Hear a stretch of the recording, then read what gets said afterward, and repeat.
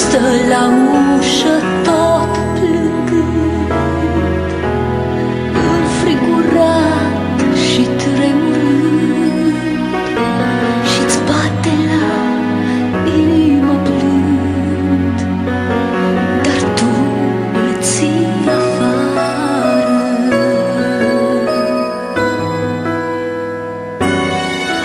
Se naște iar Iisus de atâția ani într-una, doar la Crăciun îți amintești, serbezi pasiv și același ești, și obiceiuri strămoșești, te scalzi întotdeauna,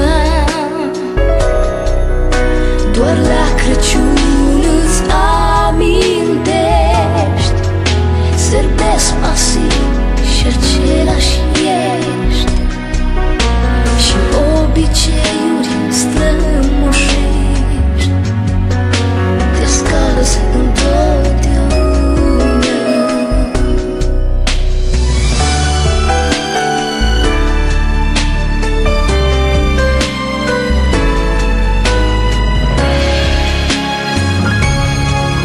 Se naște iar Iisus, se naște din Fecioară.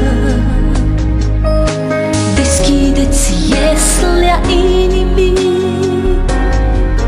și cântă-i azi cu îngerii. Azi încă îl mai poți primi, poate-i ultima oară. Deschide-ți ieslea inimii și cântă-i azi cu îngerii. Azi încă îl mai poți primi, poate-i ultima oară.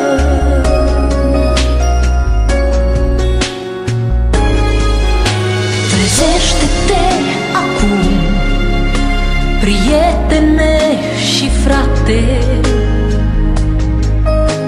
nu te înșela serbând hazliu. Iisus e în cer, Iisus e viu.